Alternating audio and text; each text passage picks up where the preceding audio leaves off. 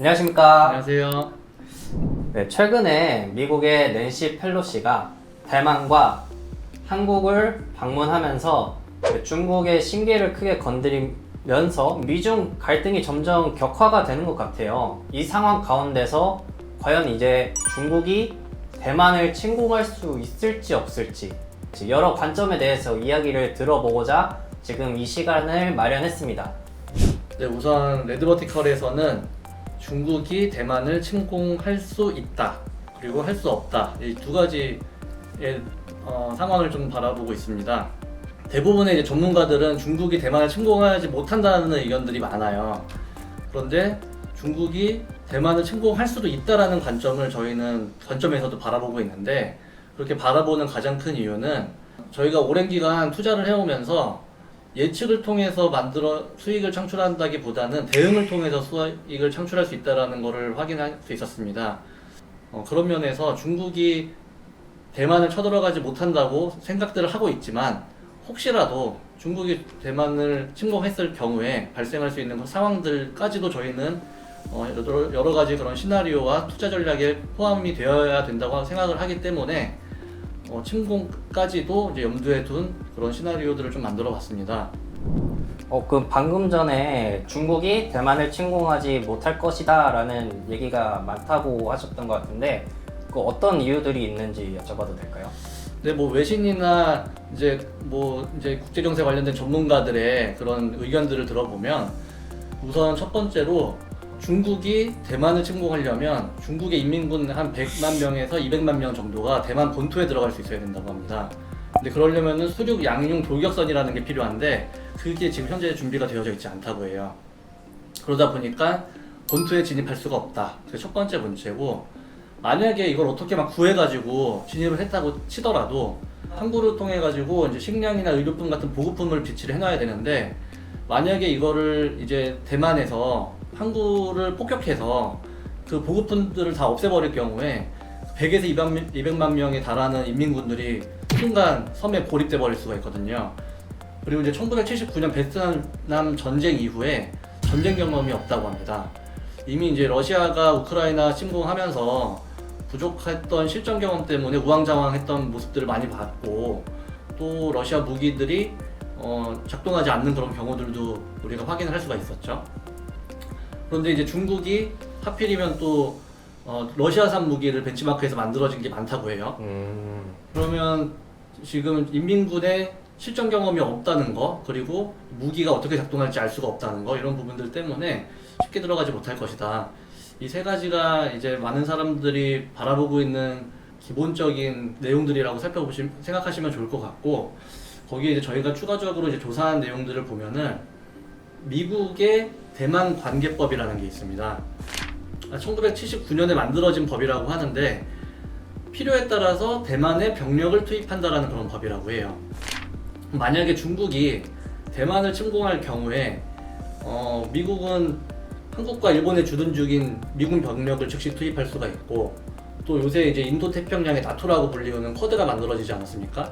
인도랑 일본이랑 호주 그리고 미국, 이렇게 4개 국가가 만들어졌는데, 이 국가들이 이제 지원하게 될 가능성이 아주 높기 때문에 이렇게 되면 중국 혼자서는 감당하기가 어려울 수가 있거든요.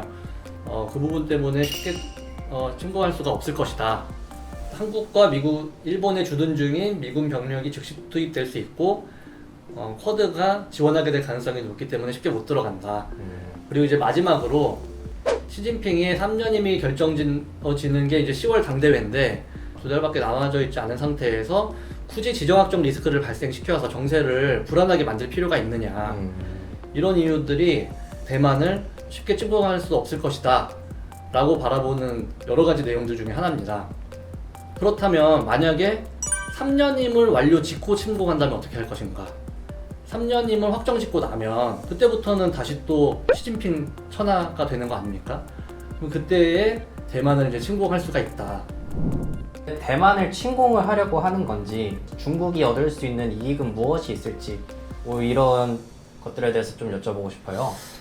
네, 뭐 아시다시피 이제 수년간 지금 미국과 중국은 무역 전쟁을 시작으로 사실상의 이제 전 세계 패권 전쟁을 시작하고 있죠. 그 패권 전쟁 안에서 제일 중요한 게 지금 반도체라고 생각을 합니다. 아, 4차 산업혁명 이후에 시대에 패권을 쥐기 위해서는 뭐 우주항공이라든지 뭐 인공지능이라든지 로봇, 뭐 자율주행차 이 모든 거 다 반도체가 들어가는 그런 분야들 네, 아니겠습니까? 맞죠. 그런데 이제 그 반도체를 그럼 어디서 만드느냐? 여러분들이 잘 아시다시피 이제 TSMC, 삼성전자, SK 하이닉스 이런 데들 아니겠습니까? 근데 TSMC는 대만 회사예요. 네네. 그래서 대만에 이제 본사를 두고 있는 회사다 보니까 중국도 물론 TSMC의 도움을 많이 받지만 미국 또한 상당히 큰 도움을 받고 있습니다. 정말 많이 받나 봐요. 비중이 어느 정도? 저희 2021년도 뭐 연간 보고서 보니까 TSMC의 매출액 대비 수출 비중이 한 64% 정도 됐다고 하더라고요. 미국으로면요? 네, 미국으로만 64% 정도가 되는데 그러다 보니까 미국이 요새 뭐 치포 동맹이라고 많이 들어보셨을 텐데 치포 동맹이라는 걸 통해서 미국은 반도체를 설계하고 일본은 반도체 소재를 납품하고 또 대만과 한국은 반도체를 제조하는 그런 일종의 반도체 동맹을 하나 만들려고 하고 있어요. 뭐 아주 구체적인 내용들은 나오지가 않아서 저희가 말씀드릴 수가 없지만 그런 동맹을 하나 만들려고 지금 논의 중에 있고 한국도 거기에 지금 동참하기 위해서 많은 의논들을 하고 있는 걸로 알고 있습니다. 그리고 또 최근에 이제 반도체 촉진법이라고 해서 미국에서 이제 펩스 액트라고 불린다고 하더라고요. 근데 이게 뭐냐 하면은 미국이 반도체를 미국 내에서 생산하도록 하자. 그래서 미국 내에 반도체 생산 공장을 만든 회사들한테는 내야 할 법인세액의 최대 25%를 감면해주는 그런 혜택을 적용을 해주겠다. 그래서 최근에도 뭐 삼성전자나 SK 하이닉스가 미국에다가 반도체 공장을 짓겠다는 발표를 한 적이 있고 또 뭐 TSMC도 그런 논의가 되고 있는 걸로 알고 있어요. 그런데 이런 반도체 촉진법을 적용받는 그런 회사들은 중국 내에 향후 10년간 반도체를 수출하지 못하도록 한다고 제한한다라는 그런 내용이 포함되어 있다고 합니다. 그러면 중국의 입장에서 10년 동안 반도체를 공급받지 못한다. 그러면 앞으로 벌어질 4차 산업혁명 이후의 패권전쟁에서 미국을 절대로 뛰어넘을 수 없다라는 거를 뭐 바보가 아닌 이상 다 알 수 있지 않겠습니까? 맞죠. 그런 상황에서 중국은 반도체가 없어가지고 성장을 할 수 없는 그런 지경에 빠질 것 같다라는 생각이 드니까 할 수 있는 전략이 뭐겠습니까? 너 죽고 나 죽자, 물귀신 작전 이런 거밖에 이제 없는 걸로 저희들은 판단을 하고 있습니다. 그러면 지금 뭐 한국과 일본은 쳐들어갈 명분이 없어요. 그런데 대만은 중국이 계속해서 강조했던 게 하나의 중국 아니겠습니까? 하나의 중국을 존중하겠다고 했던 미국이 지금 계속해서 대만을 탐내고 있고 그렇게 보여지는 상황에서 뭐 미국은 또 물론 일국 양제를 하겠다라고 했기 때문에 하나의 중국을 지지한다라고 했었던 건데 최근 홍콩이 사실상 이제 공산화되어가는 모습을 보면서 더 이상 대만이 이렇게 놔둘 수 없다.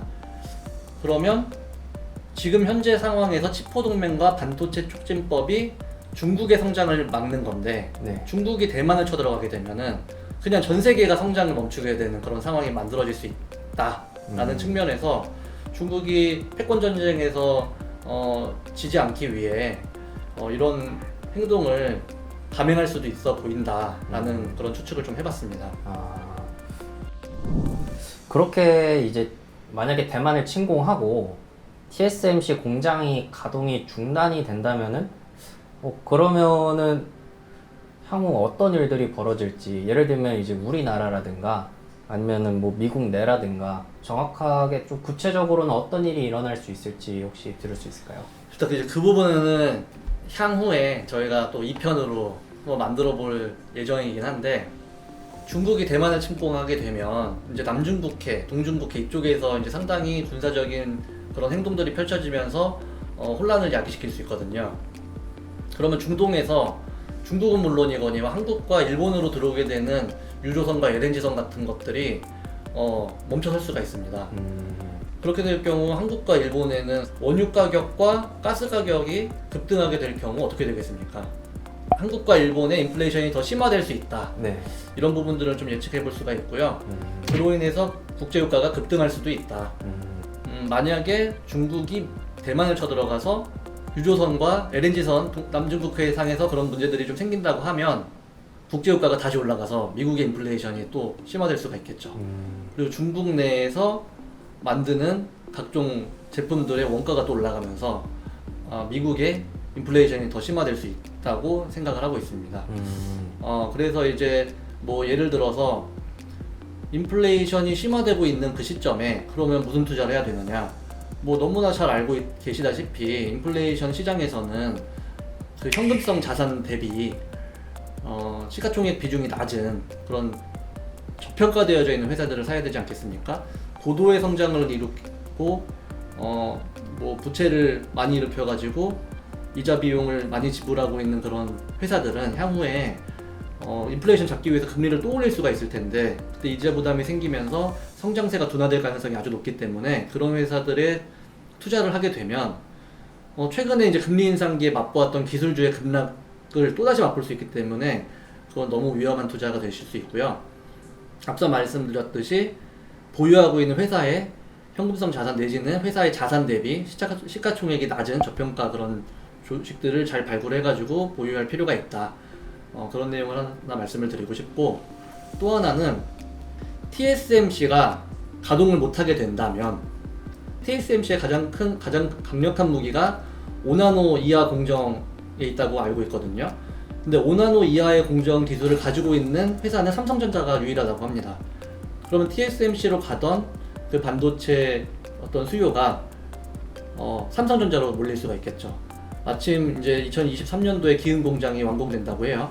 그러면 이제 그런 TSMC로 향하던 물량들이 삼성전자로 넘어가면서 삼성전자가 수혜를 볼 수도 있다. 그런 얘기들도 있고요. 그리고 또 이제 애플이 핸드폰을 만드는데 그 핸드폰 만드는 회사가 팍스콘이라고 하는데 그 팍스콘이라는 회사도 대만 회사예요. 그러면 일단 핸드폰을 못 만들 수도 있고 핸드폰을 만들었다고 하더라도 그 안에 들어가는 반도체가 또 TSMC 걸 공급받기 때문에 거기에서도 문제가 생길 수 있습니다. 그렇다고 하면은 이 핸드폰과 반도체를 다 만들고 있는 삼성전자가 또 한 번 기회를 얻을 수 있지 않을까 이렇게 조심스럽게 전망을 해보는데 근데 문제는 최근에 이제 한국이 칩보 동맹에 선뜻 사인을 하지 못하는 가장 큰 이유 중에 하나가 반도체 산업의 대중 수출 비중이 거의 50%, 60%에 육박한다고 합니다.